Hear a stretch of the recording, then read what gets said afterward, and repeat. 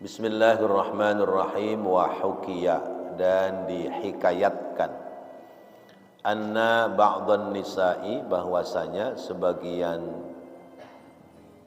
perempuan tuwuffiyat, telah meninggal dunia.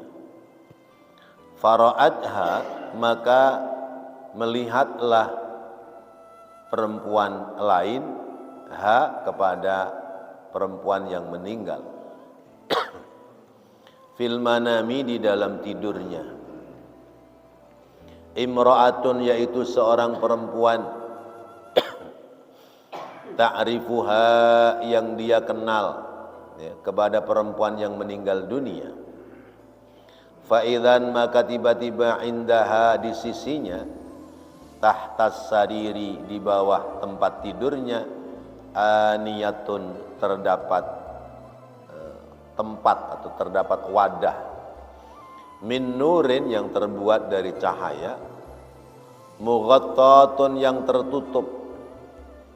Fasa'alatha, maka bertanyalah perempuan yang tidur bermimpi itu kepada temannya yang sudah meninggal dunia.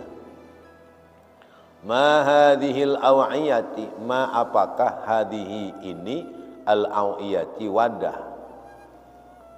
Apakah wadah ini? Wadah apa ini? Faqalat, kemudian menjawab perempuan yang meninggal dunia, fiha di dalamnya, hadiyatun, terdapat hadiah. Ahdaha, yang telah menghadiahkan hadiah itu, ilayya, kepadaku, abu aulaji, bapak anak-anakku, al-barihati, semalam.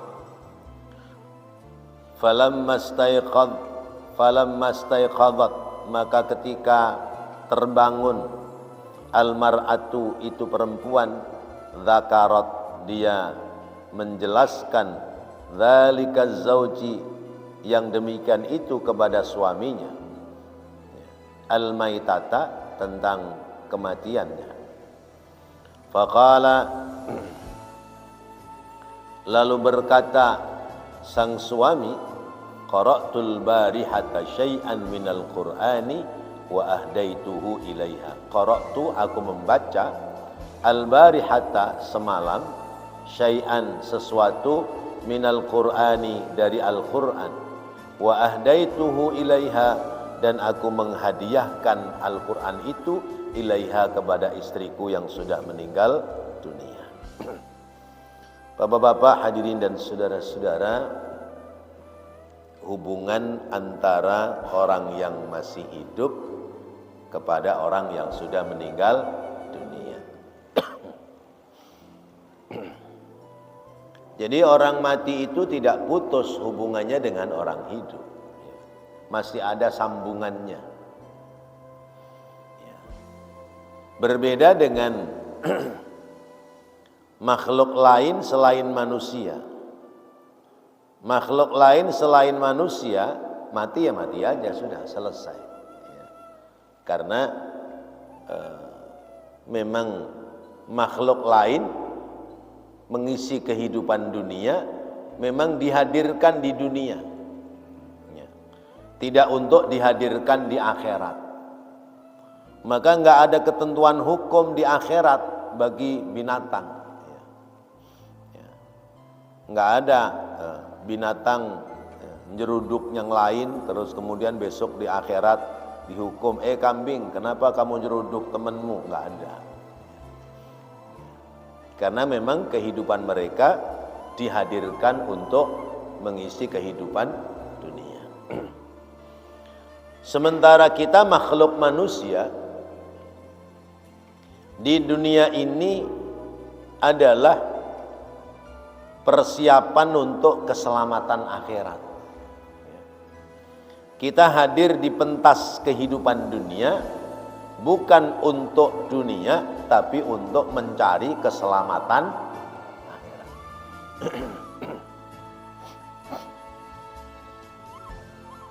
Huwallazi khalaqal mauta wal hayata liyabluwakum ayyukum ahsanu amala. Allah zat yang menciptakan kamu dari kematian menjadi kehidupan, dari kehidupan menjadi kematian. Allah ingin menguji kepada kalian siapa di antara kalian ahsanu amalan, yang lebih baik amal ibadahnya di sisi Allah.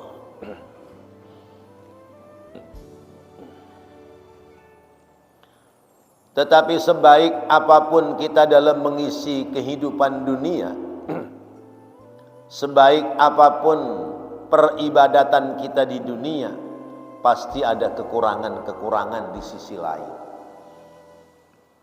Mungkin ibadah kita sudah maksimal, tapi karena hidup kita di akhir zaman seperti sekarang ini, kita tidak bisa melepaskan dari kesalahan-kesalahan dan dosa. Karena itu butuh kita doa orang lain. Kita butuh mendapatkan bagian doa dari orang lain. Masih hidup saja, ya, sesama orang hidup, kita diperintahkan untuk ad-du'a'u bid-du'a'i. Ad-du'a'u bid-du'a'i. Apa artinya? Saling mendoakan. Ya. Saling mendoakan. Satu contoh, ya, saudara kita bersin, ya, mengucapkan kalimat Alhamdulillahi Rabbil Alamin. Yang melihat mengucapkan apa?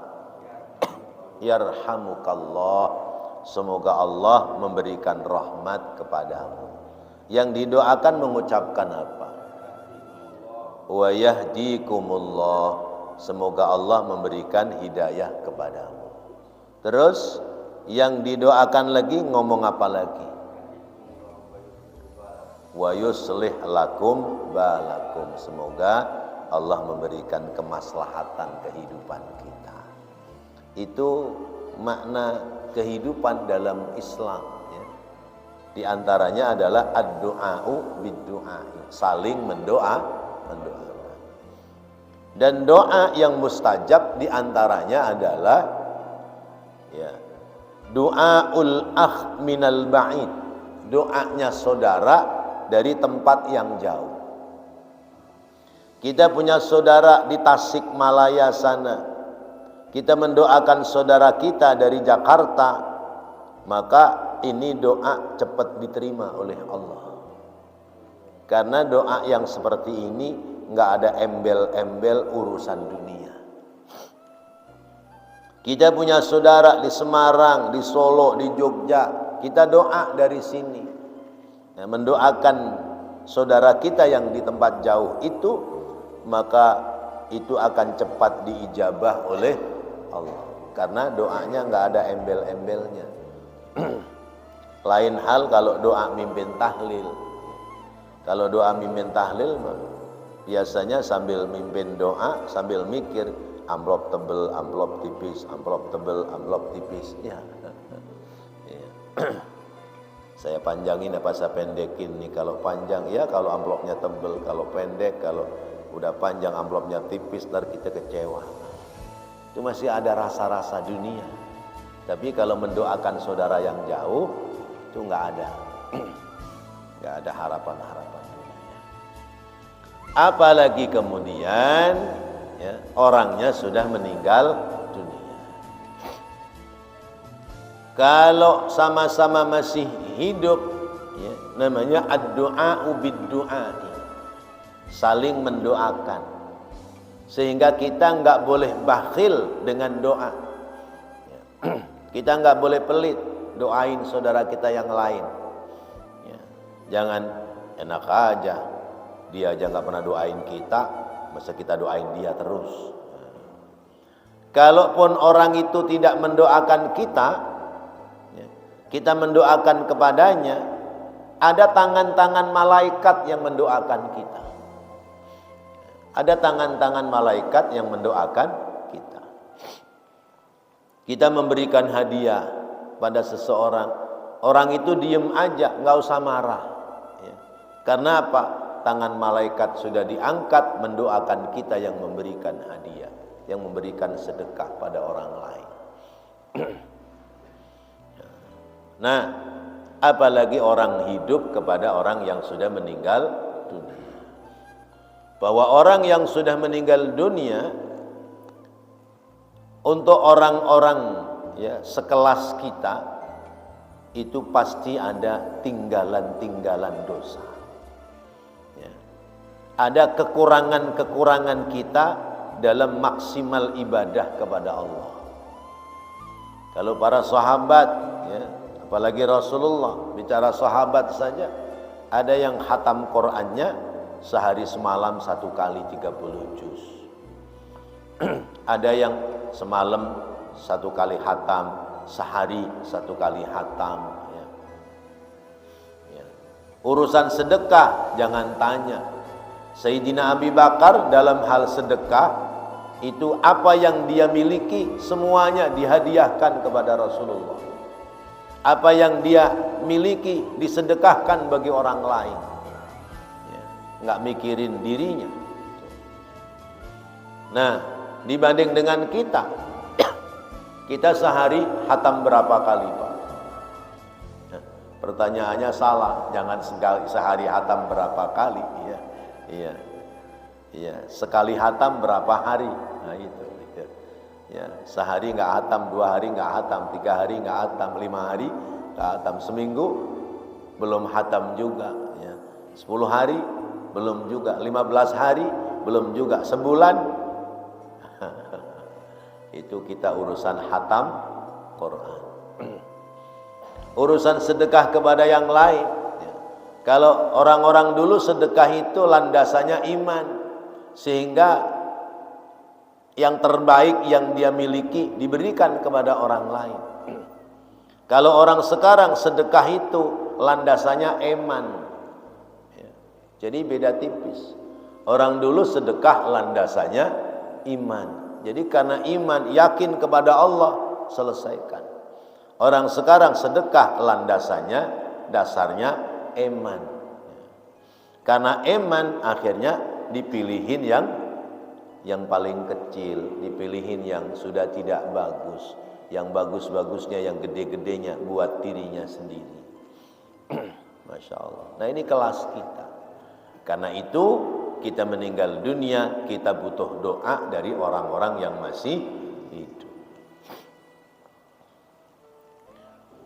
Kalau kepada orang-orang kita, dalam doanya itu boleh dikalimatkan Allahumma in kanu muhsinina fazid fi ihsanihim. Ya Allah, apabila mereka itu ada kebaikan ya, si mayit atau orang-orang yang kita doakan zaman ini yang sudah meninggal dunia, mereka itu ada kebaikan dalam dirinya, fazid fi ihsani, ya Allah tambahkan kebaikannya. Wa in kanu musiina, kalau mufrad wa in kana musian, kalau perempuan wa in kanat musiatan, kalau dia punya salah, dia punya dosa, fatajawaz an sayyiatihim waghfir lahum, ya Allah hapus ya, kesalahan dia, ampuni dia ya Allah. Itu kalau mendoakan orang-orang zaman ini. Nah kalau Rasulullah ya, ketika kita kirim doa kepada Rasulullah ya, boleh nggak pakai kalimat itu? Ya Allah, seandainya Rasulmu itu ada kebaikan ya, tambahkan kebaikannya, dan seandainya Rasulmu ada keburukan, kesalahan, maka ampuni. Salah, nggak ada ya. Rasul tidak punya kesalahan, keburukan dan dosa.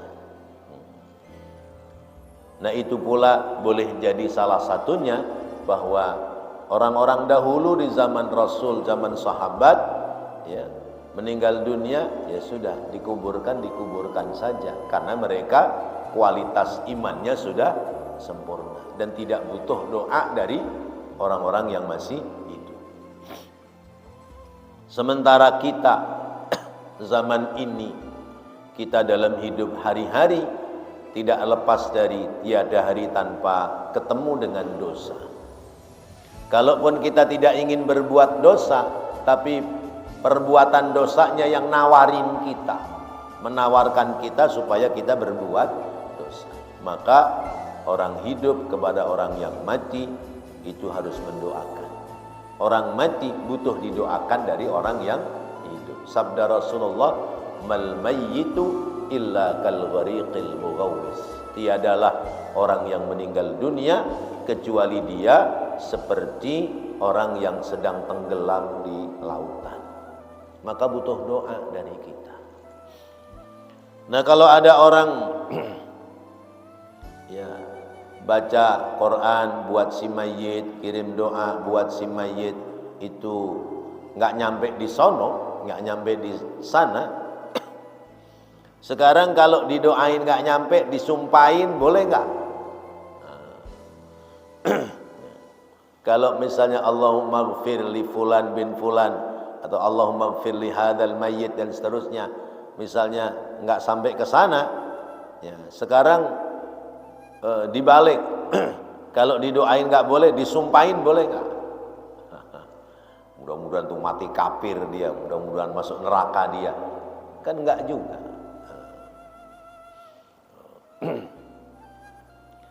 Nah, dari mana kita meyakini bahwa doa-doa atau nilai-nilai kebaikan itu akan sampai kepada orang yang sudah meninggal dunia? Ini contohnya. Keterangan yang baru saja kita baca di situ dijelaskan ada komunitas perempuan. Ya. Komunitas perempuan, ya mungkin jamaah yasin tahlil atau jamaah arisan atau jamaah pengajian. Nah, salah satu dari jamaah itu ada yang meninggal. Ya mungkin ketuanya, mungkin wakilnya, mungkin sekretarisnya, atau mungkin jamaahnya. Ada yang meninggal. Kemudian perempuan itu dikuburkan. Sesudah dikuburkan, ada teman jamaah yang lain, dia melihat dalam mimpi. Ro'a fil manam atau ro'at fil manam, melihat dalam mimpi. Tiba-tiba dilihat dalam mimpinya bahwa perempuan itu mendapati kenikmatan di sana. Ada di satu kamar, kemudian tempat tidurnya sejuk bersih, lalu kemudian di sampingnya tempat tidur itu ada nampan yang terbuat dari cahaya yang tertutup rapat. Isi nampan itu adalah makanan-makanan roh, ya. Ya. Kelihatan oleh yang mimpi ya seperti buah-buahan dan makanan-makanan yang lezat. Kemudian temannya yang tidur mimpi itu nanya, itu wadah yang tertutup cakep banget. Ya, terbuat dari cahaya, nampannya terbuat dari cahaya, ya, tutupnya juga terbuat dari cahaya. Ya, tentu makanan di dalamnya enak-enak. Ya, itu apa? Itu kata orang yang itu. Ma hadhil aw'iyah. Wadah apa itu? Antik banget, saya baru lihat. Apa jawab orang yang meninggal dunia? Fiha hadiyatu ahdaha, fiha hadiyatun ahdaha ilayya Abu Aulaji al-Barihata. Itu adalah hadiah yang dikirim oleh bapaknya anak-anak. Bapaknya anakku, berarti siapa Pak? Suami. Itu adalah hadiah yang dikirimkan oleh suamiku tadi malam. Maka ketika perempuan itu terbangun dari tidurnya, dia datangi suaminya. Dia datangi suaminya, dia silaturahim kepada suaminya dan kemudian mengatakan, ya, wahai Pak Fulan, ya, istrimu mendapati hadiah darimu tadi malam. Memang kamu ngirim hadiah apa? Kata suaminya, qara'tul barihata syai'an minal Qur'an wa ahdaituhu ilaiha. Semalam aku baca Quran. Semalam aku membaca sebagian dari Al-Quran, kemudian aku kirimkan hadiah untuk istriku. Ya. Dan Allahumma ausil sawaba minal Qur'ani, ya, hadiyatan, ya, wasilatan, wasodaqatan, mutakobbalan, dan seterusnya. Ya. Nah, rupanya itu sampai ke sana dan dilihat dalam mimpi oleh perempuan yang lain yang masih saudaranya. Masya Allah. Ini contoh yang patut kita pahami, bahwa doa-doa orang-orang yang hidup akan sampai kepada orang yang meninggal dunia. Bahkan orang-orang yang meninggal dunia, mereka butuh, mereka menunggu doanya orang-orang yang masih hidup. Di dalam syarahnya dikatakan, wa an Abdullah bin Saleh, dari Imam Abdullah bin Saleh, qala ra'a Abu Nuwas fil manami. Imam Abu Saleh bermimpi bertemu Imam Abu Nawas di dalam mimpinya. Wa huwa fi ni'matin kasiratin, dan dia, yaitu Imam Abu Nawas, mendapati kenikmatan yang banyak. Faqila, lalu ditanyakan lahu kepadanya, ma fa'alallahu bika, ma apakah fa'alallahu yang Allah telah perbuat bika kepadamu. Qala ghafarali wa a'tani hadhihi ni'mata. Ghafarali, Allah telah mengampuniku, wa a'tani, dan Allah memberikan kepadaku, hadhihi ni'mata, kenikmatan-kenikmatan ini. Qala wa bimadza wa qad kunta mukhallitan. Qila, dikatakan, wa bimadza, dan dengan apa, wa qad kunta, dan sedangkan kamu mukhallitan. Qala, menjawab Imam Abu Nuwas, jaa ba'dus salihina fil maqabiri. Jaa, telah datang, ba'dus salihina, sebagian orang-orang soleh, ilal maqabiri, ke kuburan, fi lailatin minal layali, di satu malam dari malam-malam yang ada. Fabasata, lalu menggelar orang soleh itu ridaahu, kainnya, sorbannya. Wasalla, dan dia salat rakaataini, 2 rakaat. Qara'a, dia membaca fihima, pada salat 2 rakaat itu, alfai marratin qul huwallahu ahad. Membaca 200 kali surat Al-Ikhlas, qul huwallahu ahad. Wa ja'ala sawabaha, dan ba'dus salihin itu menjadikan pahalanya li ahlil maqabiri, untuk penghuni kuburan ini. Fa ghafarallahu, maka Allah mengampuni, li ahlil maqabiri, kepada ahli kubur ini, an akhirihim, sampai terakhirnya. Artinya ya, sejumlah orang yang meninggal di sana. Fadakhaltu ana fihim, dan aku termasuk orang yang ada di dalam mereka. Bapak-bapak, hadirin dan saudara-saudara, ini keterangan menguatkan keterangan yang pertama. Imam Abdullah bin Saleh, ya, mimpi bertemu dengan Imam Abu Nawas. Siapa yang enggak kenal dengan Imam Abu Nawas, ya. Syairnya yang, ya, syairnya yang cukup dikenal oleh banyak orang, dan kisah-kisahnya yang fenomenal, ya, itu Imam Abu Nawas, ya. Salah satu syairnya adalah, ilahi lastu lil firdausi ahla wala aqwa ala naril jahimi. Nah, itu salah satu syair dari Imam Abu Nawas. Temannya bermimpi bertemu dengan beliau. Beliau ada dalam kenikmatan di alam kuburnya. Ya, dikasih nikmat, ya, dengan kenikmatan yang banyak. Lalu ditanya, wahai Abu Nawas, kamu kan nggak punya keluarga.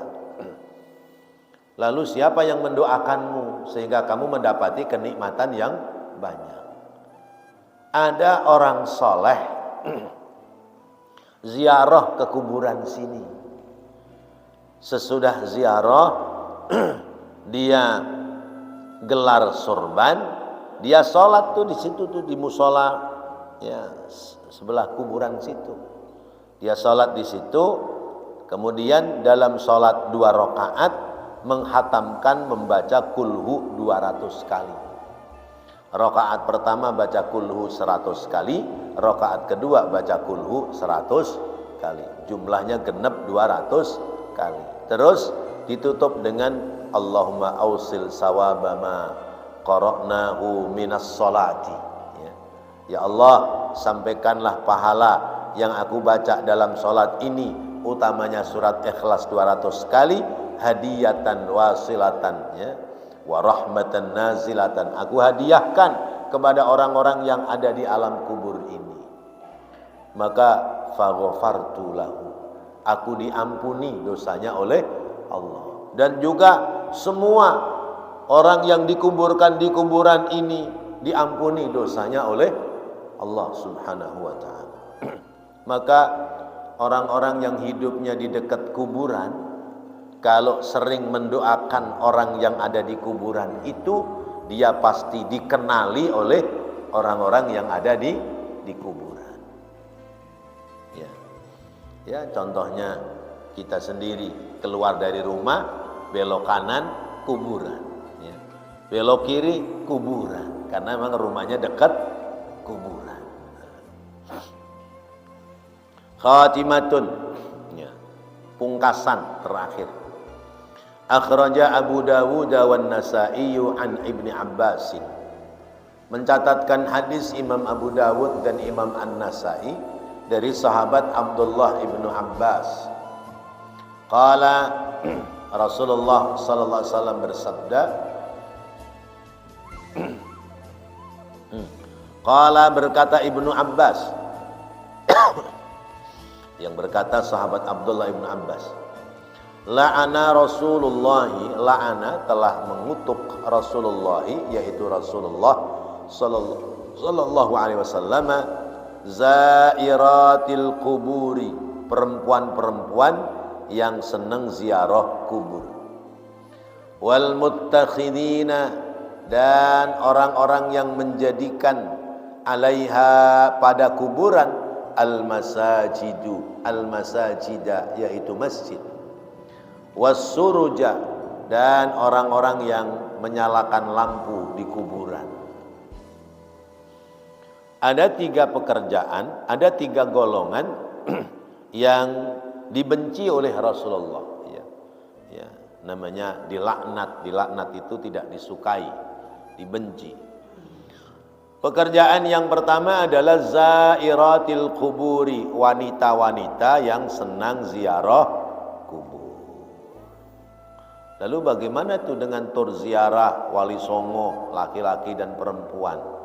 Nah, ini dimaksudkan yang pertama, kata Imam Al-Manawi, li'annahunna ma'muratan bil qarari fi buyutihinna.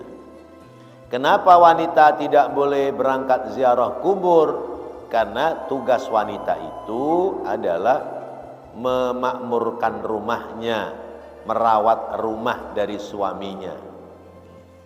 Maka kalau dia berangkat ziarah kubur, berarti teledor dari merawat dalam rumah. Itu yang pertama. Ini menurut Imam Al-Manawi. Kemudian yang kedua, kenapa wanita itu dilarang ziarah kubur, apalagi takziah, ya, mengantar jenazah? Ini kudu dibedakan.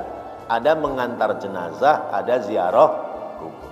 Kalau mengantar jenazah berarti perempuan itu berangkat ke kuburan membawa jenazah bareng dengan jenazah, mungkin suaminya, mungkin bapaknya, ya. Nah, kenapa kok mengantar jenazah ke kuburan itu biarin orang laki-laki, orang perempuan nggak usah, karena perempuan itu lemah. Nanti begitu jenazah bapaknya dikubur, dia pingsan, ngerepotin banyak orang. Jenazah suaminya dikubur, dia pingsan, begitu bangun dia nangis, saya mau ikut emas aja, saya mau ikut emas, biarin saya masuk di kuburan suami saya. Nah, maka ini merepotkan sehingga dilarang. Nah, adapun ziarah kubur itu berarti nggak ada jenazahnya, jenazahnya sudah ada di dalam kuburan. Larangan ziarah kubur itu ya, pertama tadi karena tugas wanita di rumah. Yang kedua, karena masih ada saudaranya yang laki-laki yang bisa ziarah kubur, maka biarlah saudaranya yang laki-laki yang ziarah kubur, dia di rumah aja, karena sudah ada yang mewakili. Kalau misalnya seorang perempuan ya, yang meninggal suaminya, masih ada anaknya yang laki-laki, biarin anak laki-lakinya yang berangkat ziarah kubur. Kemudian yang ketiga, kenapa ada larangan perempuan itu ziarah kubur? Karena orang ziarah kubur itu supaya ingat mati. Khawatirnya kalau orang perempuan ziarah kubur, apalagi tidak bisa menjaga pakaiannya, tidak bisa menjaga perhiasannya, takutnya bapak-bapak ke kuburan ya mestinya ingat mati, gara-gara lihat perempuan pada ziarah kubur jadinya lupa mati. Ya, lupa mati. Karena orang laki-laki itu biasanya kalau lihat anak orang ingat anaknya sendiri, tapi giliran lihat istri orang kadang-kadang lupa sama istrinya sendiri. Tuh celakanya begitu orang laki ya. Ya, ya Syekh. Syekhnya diem aja. Orang laki biasanya begitu. Lihat anak orang ingat anak sendiri. Giliran lihat istri orang lupa istrinya sendiri. Makanya kan ada orang datang kepada Imam Syafi'i, ya Syekh, ya kenapa ya saya lihat istri saya kok nggak ada cakep-cakepnya, kalau lihat istri orang lain kelihatan cakep. Kata Imam Syafi'i, ya sudah, sekarang seminggu ini kamu jangan lihat perempuan lain. Ya, seminggu ini kamu jangan lihat perempuan lain, maka pasti yang kamu lihat paling cakep adalah istrimu. Ya Allah. Nah, jadi itu perempuan ziarah kubur dandanannya menor, ya pakaiannya ketat-ketat kayak orang mau naik ke panggung nyanyi dangdut, ya, atau kayak orang mau kondangan. Akhirnya apa? Menimbulkan fitnah. Apalagi perempuan yang ziarah itu umpamanya janda masih muda, ya. Lalu kemudian sesudah ziarah ketemu sama anak laki-laki, ngobrol di situ, curhat. Mas tahu nggak, saya ini ditinggal suami saya udah 3 bulan. Tuh suami saya kuburannya di situ. Ya kata lakinya, ya Allah kesian banget mbak, jadi sendirian dong mbak. Ah ini bahaya. Bisa nyambung kalau begini, tukar menukar nomor HP, bahaya itu. Itu bisa jadi fitnah. Itu yang kemudian ada larangan. Tapi kalau nggak ada perempuan, nggak ada orang lain yang laki-laki di rumahnya, lalu kemudian dia ingin ziarah kubur, ya, silahkan saja dengan syarat, ya, tutupi aurat dengan baik, kemudian jangan mengumbar aurat, ya, apalagi berhias dan sebagainya. Jalannya juga harus menunduk, jangan kemudian jalannya menantang. Yang seperti itu masih diperbolehkan, ya. Tapi khususnya takziah, khususnya mengantar jenazah, ya, saya lebih banyak melarang, ya. Karena beberapa kali saya melihat biasanya kalau perempuan ikut ngantar jenazah itu pasti jatuh pingsan. Rata-rata pasti ada yang pingsan, ada yang tiba-tiba nangis dan sebagainya. Nah, kalau orang laki-laki pada mengantarkan ke kuburan, maka boleh, jangan mengantar ke kubur. Kalau mengantar ke kuburan boleh, tapi kalau mengantar ke kubur nggak boleh. Karena kalau nganterin ke kubur, dia nggak bakal bisa balik lagi lah ke kubur. Allah. Sampai di sini mungkin ada yang mau menambahkan, dipersilakan.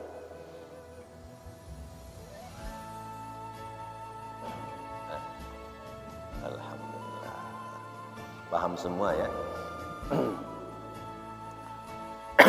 Ini untuk habisnya masih banyak, jadi kita tidak mungkin bisa habiskan pagi hari ini. Baik bapak-bapak, hadirin dan saudara-saudara yang dirahmati Allah, kembali kita tegaskan bahwasanya orang yang meninggal dunia butuh kepada orang yang masih hidup. Orang yang hidup jangan bakhil, jangan pelit, harus sering-sering mendoakan kepada orang-orang yang sudah meninggal dunia. Mana landasan dasarnya? Firman Allah. Allah Subhanahu wa taala mengajarkan ya kalimat Rabbana ighfir lana wa li ikhwanina alladzina sabaquna bil iman wa la taj'al fi qulubina ghillan lil ladzina amanu rabbana innaka ra'ufur rahim. Ini salah satu doa yang diajarkan oleh Allah untuk mendoakan orang-orang yang sudah meninggal dunia. Wallahu a'lam bissawab. Mudah-mudahan apa yang kita bahas, kita pelajari menjadi ilmu yang bermanfaat untuk dapat kita amalkan dalam kehidupan kita sehari-hari. Amin ya Allah ya rabbal alamin. Rabbana taqabbal minna innaka antas samiul alim wa tub alaina innaka antat tawwabur rahim. Rabbighfir warham wa anta khairur rahimin. Allahumma inna nas'aluka khaira hadzal yaum fathahu wa nasrahu wa nurahu wa barakatahu wa huda. Allahumma inna nas'aluka khaira hadzal yaum wa khaira ma fi wa khaira ma qablahu wa khaira ma ba'da wa na'udzu bika min syarri hadzal yaum wa syarri ma fi wa syarri ma qablahu wa syarri ma ba'da. Allahumma inna nas'aluka min fujaatil khair wa na'udzu bika min fujaatil syarr. Allahumma inna nas'aluka khairal haya wa khairal mamah wa khaira ma baina dhalik wa na'udzu bika min syarril haya wa syarril mamah wa syarri ma baina dhalik. Rabbana atina fid dunya hasanah wa fil akhirati hasanatan wa qina adzaban nar. Wa sallallahu ala sayyidina Muhammad wa ala alihi wa sahbihi wa sallam. Walhamdulillahi rabbil alamin. Subhanakallahumma wa bihamdika asyhadu an la ilaha illa anta astaghfiruka wa atubu ilaik. Wassalamualaikum warahmatullahi wabarakatuh.